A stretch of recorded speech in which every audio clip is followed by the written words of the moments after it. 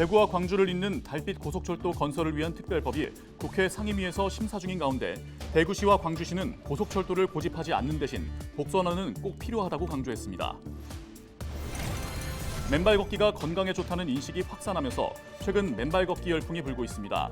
안동 지역에도 맨발 걷기길이 조성돼 시민들에게 좋은 반응을 얻고 있습니다. 대구시가 내년 3월까지를 겨울철 노숙인 쪽방주민 보호대책기간으로 정하고 구군, 노숙인 시설 등과 함께 현장 활동을 강화하기로 했습니다. 대구역과 동대구역에서는 야간 응급 잠자리도 운영합니다. 올해 경북 지역의 여성폭력 112 신고가 지난해 같은 기간보다 줄어든 것으로 나타났습니다.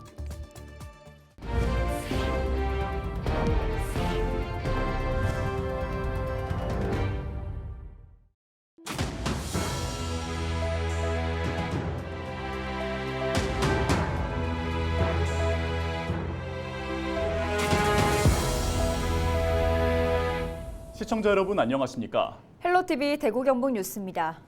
대구에서 광주까지 198km를 연결하는 달빛 고속철도 건설을 위한 특별법이 국회 국토교통위에서 심사 중입니다.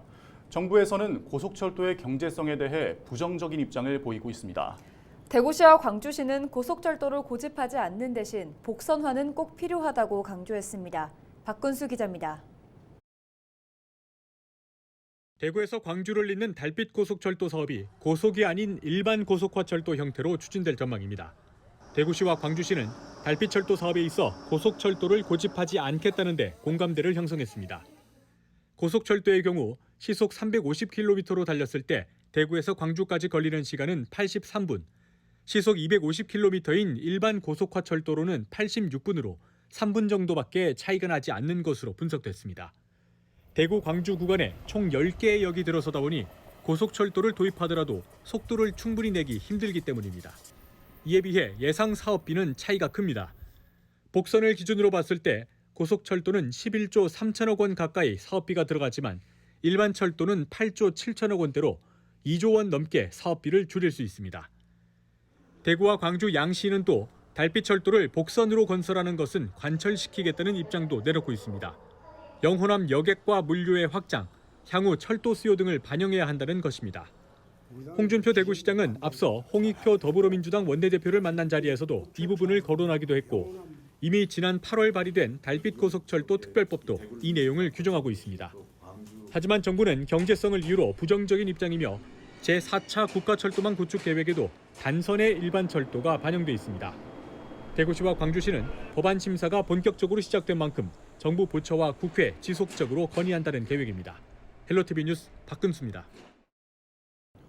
최근 맨발 걷기가 건강에 좋다는 인식이 확산하면서 맨발 걷기 열풍이 불고 있습니다. 안동 지역에도 맨발 걷기 길이 조성돼 시민들에게 좋은 반응을 얻고 있습니다.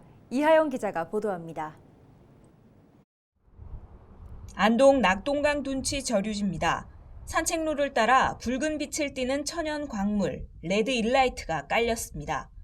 추운 날씨에도 맨발로 걷는 시민들이 눈에 띕니다. 평상시에는 이렇게 적당하게 걸을 수 있는 그런 코스가 없어서 강변이나 이렇게 아픈 발을 모래알을 밟으면서 걸었는데 이렇게 참 늦게나마 걸을 수 있는 코스를 만들어 주셔서 너무 고맙습니다. 저 같은 경우에는 맨발 코스가 만들어진 이후부터 계속 여기 와서 하루에 1시간 내지 2시간 정도 쭉 걷고 있으니까 알게 모르게 밥맛도 땡기고 건강도 좋아지는 것 같습니다. 최근 맨발 걷기 열풍이 불면서 안동시가 시민들의 건강 증진을 위한 걷기 좋은 길, 맨발로를 시범 조성했습니다. 요즘 시민들께서 이제 건강에 대한 관심이 커지다 보니까 맨발로 걷는 그 자체가 건강에 많이 도움이 된다고 생각하시는 것 같아요. 그래서 이것도 하나의 어떤 트렌드가 되는 것 같은데 지금 실제 강변에는 맨발로 걷기에는 좀 부족한 면이 있으니까 저희가 이제 레드 일라이트든 아니면 모래를 통해서 편하게 이제 맨발로 다닐 수 있는 산책로를 조성을 하고 있는 겁니다. 내년에는 사업비 5억 5천만 원을 투입해 지압 포장과 강모래 포장 등 다양한 체험형 산책로를 조성하기로 했습니다. 현재 150m 구간으로 조성된 맨발 걷기 길을 2km 노선으로 확장할 계획입니다. 또 낙동강변 양안 둔치에 사업비 15억 원을 투입해 5.3km 구간에 맨발로 걷기 좋은 길을 조성합니다. 낙동강 북단으로는 낙천보에서 태화동 어각골 앞까지, 남단으로는 동천보에서 안동 철교까지 지압보도와 마사토길, 모래길, 세족장 등을 만들어 맨발 걷기 활성화에 나설 방침입니다. 헬로티비 뉴스 이하영입니다. 대구시가 겨울철 노숙인과 쪽방 주민 보호 대책을 수립해 시행합니다. 대구시는 내년 3월 31일까지를 겨울철 보호 대책 기간으로, 특히 한겨울인 12월에서 2월까지를 집중 보호 기간으로 정하고 구군과 노숙인 시설, 관계 기관과 함께 노숙인 밀집 지역을 중심으로 현장 활동을 강화할 계획입니다. 또 노숙인 100명에게 도시락과 방한복, 침낭 등 방한 물품을 제공하고 쪽방 주민 500여 명에 대해서는 방한용품과 민간 후원을 통해 생필품 등을 지원합니다. 이 밖에도 대구역과 동대구역 일대에서 거리 노숙인을 위한 야간 응급 잠자리도 운영합니다.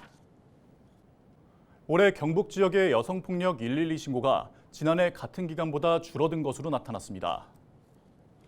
경북경찰청은 올해 4월부터 10월까지 접수된 여성폭력 112 신고는 총 7,743건으로 작년 같은 기간과 비교해 3.1%인 250건이 감소했다고 밝혔습니다. 유형별로는 가정폭력과 스토킹, 성폭력 등의 신고 건수가 모두 감소했지만 교제폭력은 31건이 늘었습니다. 한편 경북경찰청은 24일부터 다음 달 7일까지 여성폭력 예방과 신고 활성화를 위한 집중 홍보 기간을 운영할 계획입니다.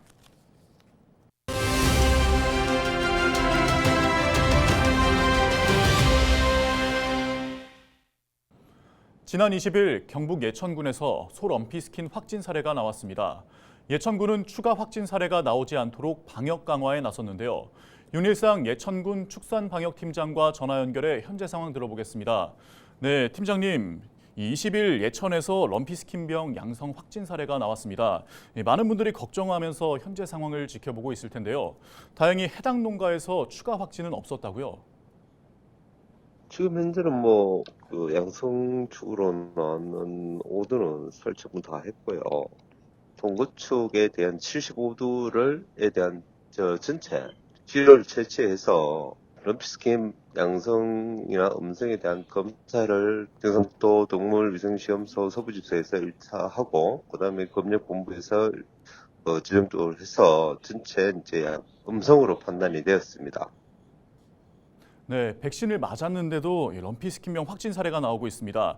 항체 형성까지는 시간이 더 필요한 걸까요? 그 럼피스킨이라는 게 병이 지금 현재 잠복기라는 게 상당히 깁니다.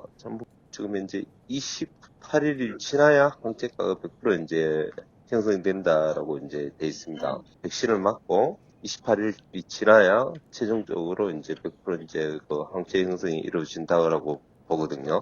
최소한 다음 달 6일 정도 돼야 이제 최종적으로 우리 예천군에 있는 소에 대한 항체가를 100% 이제 형성된다고 봐야 됩니다. 네, 항체 형성까지 시간이 걸리다 보니 방역을 더 강화한 부분도 있다고요? 발생한 농장 기점으로 해서 500m 안에는 소가 없습니다. 그 발생한 농장 외에는 소가 없어서 500m에서 이제 3km 안에 있는 소에 대해서, 예천군에 있는 소에 대해서는 저희들이 공수위분들을 투입해서 73농가에 대해서 어제까지 정밀 임상검사를 다 완료했고요. 완료해서 일단은 이상 없고, 그 다음에 반경 5km에서 3km 내에 있는 주요 도로 집단적으로 이제 사용하고 있는 곳은 이제 저희들이 공동 방제를 이용해서 집중적으로 소독을 하고 있습니다. 네, 끝으로 하고 싶은 말씀 있으시다고요? 농가분들이 소독에 방역에 좀 집중을 해서 최대한 더 이상 발생하도록 했으면 좋겠다는 겁니다. 네, 오늘 말씀 여기까지 듣겠습니다. 지금까지 윤일상 예천군 축산방역팀장과 이야기해봤습니다.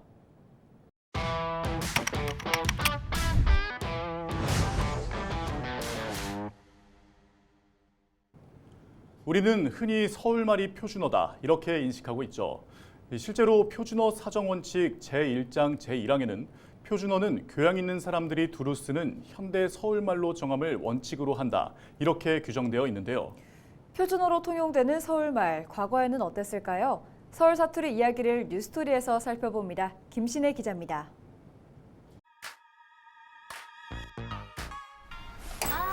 제가요 요즘에 X세대거든요. 저희는 남들의 시선 따위는요. 이게 아저씨 요즘 지휘대 세대에서 최신 유행하는 머리 스타일이거든요. 실제 X세대에게 영상을 보여줬습니다. 딱 그때인데 야탄데 전데요. X세대가? 어머 이랬나 이렇게 촌스러운 목소리로 오렌지족 했나요? 좀 창피한데 그러면. 저렇게 특정적인 말은 안 썼는데 뭐 드라마나 뭐 이런 것 때문에 그래서 좀 그런 말투들을 쓴 것 같고 20년 전 지방에서 상경한 한 시민은 서울말을 따라하려 노력했던 당시를 회상합니다. 처음엔 전라도에서 올라왔을 때 이제 서울 가면은 전라도는 화장실이 변소 그러잖아요.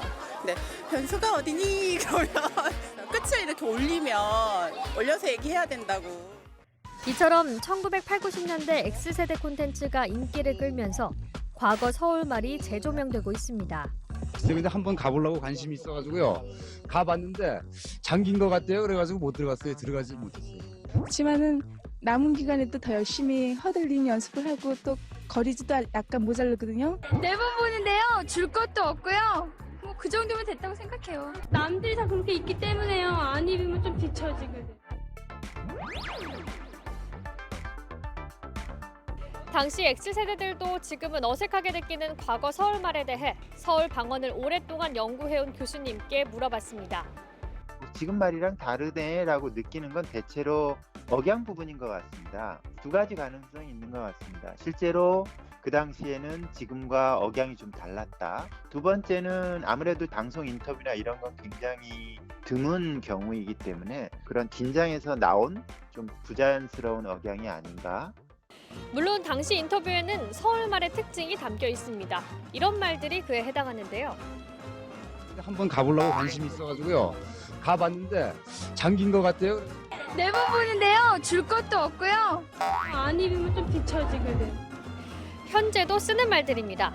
그렇다면 진짜 서울 사투리라는 게 있을까요?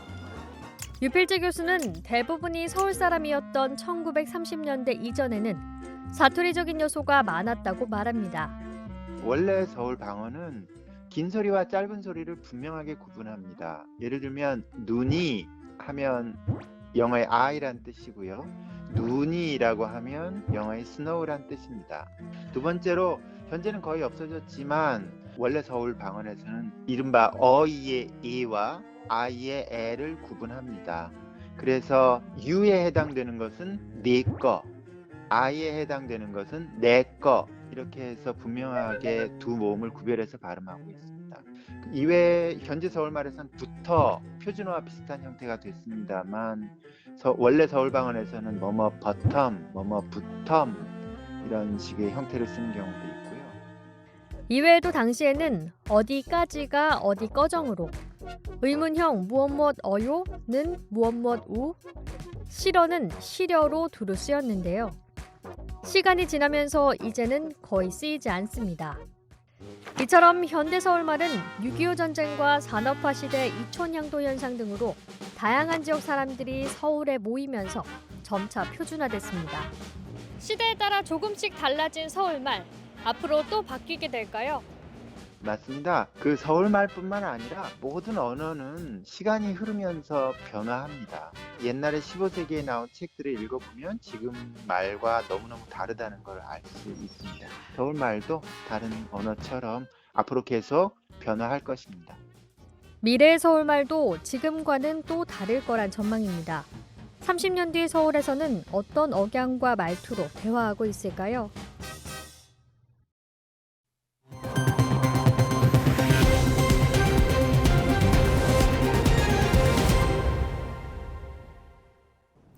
최근 수성문화재단의 채용 논란과 행정사무감사 자료 제출 거부 등에 대해 대구 지역 시민단체는 행정사무감사를 방해한 것이라며 구청에 감사를 요구하고 나섰습니다. 대구경실련은 수성문화재단이 정당하지 않은 이유로 구의원의 직원 채용 관련 자료 제출 요구를 거부한 것은 지방의회의 기능과 권한을 부정한 것이라고 지적했습니다.